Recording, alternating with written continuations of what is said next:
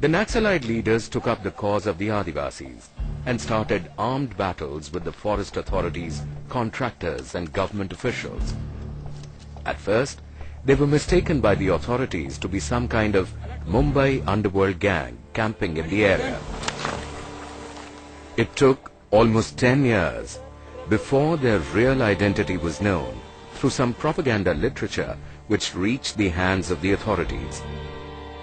The Naxalites formed groups called Dalam, comprising 7 to 20 members, and operated in different parts of the jungle. They defied the authorities and fought for the Adivasi rights. They made the Adivasis realize that the forest land is their own, and so they too are entitled to enjoy its resources. For the Adivasis, they were like God-sent saviors. Instant justice उनको मिला नक्सलवादी आने के बाद. The Adivasis used to get instant justice from the Naxals. The Naxals used to ask them who their enemies were. The villagers told them that the forest guards have been troubling them and taking away their things. The Naxals immediately caught hold of the guards and tried them in lok adalats and even punished them. Sometimes even killed them. But from that point onwards, the government people stopped harassing the Adivasis directly. डर के रहने लगे और वो direct उनको तकलीफ देना कम कर दिया. इसीलिए नक्सलवाद बढ़ गया. Such was the influence of the Naxalites that the Adivasis themselves started joining the Dalams to fight against the oppression. Young male and female Adivasis who joined were indoctrinated with the Naxal ideology about armed struggle and social justice, and were given the training to fight with firearms, landmines and other weapons. The Dalams even had their own arms and ammunition factories and printing presses. They barricaded the forest entry points with landmines so that the law enforcing agencies could not reach their dens. Any communist party, anywhere in the world, they will have to take up arms at one stage or another, because in no country peaceful transition is possible in the present condition now. And the local ruling class will be supported by the imperialist forces, including US imperialism. The Gadchiroli forests are abundant with bamboo. Bamboo is the main raw material of the paper industry. Major paper industries of the country collect bamboo from these forests. Every year, hundreds of tons of bamboo are cut and transported to various paper mills all over India. These forests are also famous for tendu leaves. The tendu leaves are used in making beedis. Tribal men and women pluck and collect these leaves and help transport them to different places all over the country.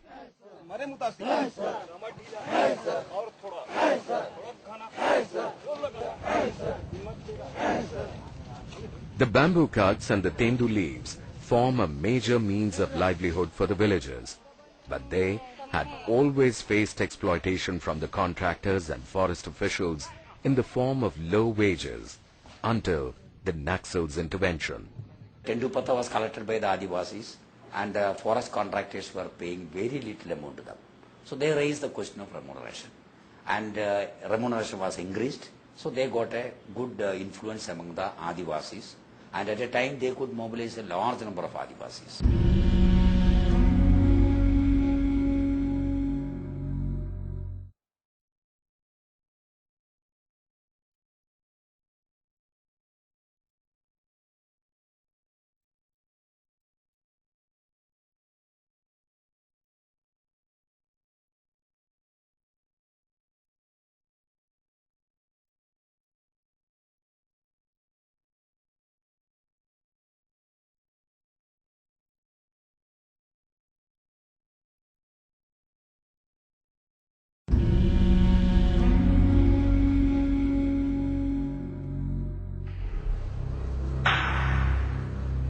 The Maharashtra government formed a special combat troop called C-60 to fight the Naxalites. The C-60 commandos recruited most of its forces from the tribes because of their knowledge of the terrain and the local language, and also because of their proximity to the adivasi Naxalites in the jungles. This helped them get important information about the strategies and positions of the enemy.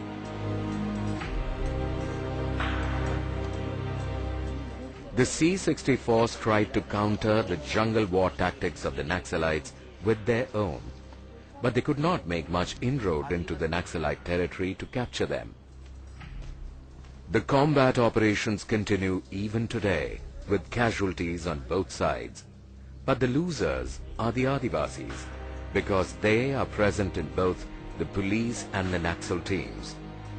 The recorded figures in the last 5 years suggest that 90% of the casualties are Adivasis. Vineet Agrawal, an officer with the CBI, who had worked as superintendent of police in the Gadchiroli district for 2 years, and who later wrote a book called Romance of a Naxalite, is very forthright when he talks about the strained situation. It is true, well, if there is an encounter, either a policeman is killed or Naxalite is killed, and in both the cases a tribal is killed. Yes, it is a lose-lose situation as far as tribals are concerned. The Adivasis seem to have been caught between the warring Naxalites and the C-60 commandos. Sometimes the Naxalites go to the villages and demand food from the Adivasis, and also forcefully take them for propaganda meetings. But the Adivasis have to pay a price for that. After giving food to the Naxals, and later if by any chance any Naxalite surrenders, the police during the interrogation asks him whom all does he know in the village. The Naxalite takes the names of all those people who had given him food. The police then brands those particular villagers as Naxal sympathizers. They take them to the police station and torture them very badly. The villagers get beaten up in spite of not being Naxalites or their sympathizers. What happens here is that if you give food, the police troubles you, and if you don't, the Naxals trouble you. That means the Adivasi has to suffer from both the police and the Naxalites here.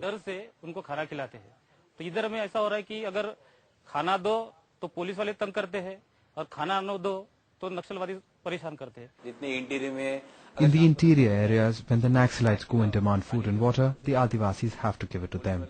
Then the police question them about this. What can the Adivasis do? That in such a difficult situation, they have to listen to us and also to them. Gadchiroli district being considered a Naxal-infested area, the central and state governments allocate crores of rupees every year for its development. But it is hard to find any kind of development happening in this area. There is a tribal welfare board constituted by the government for the upliftment of the tribes in the area.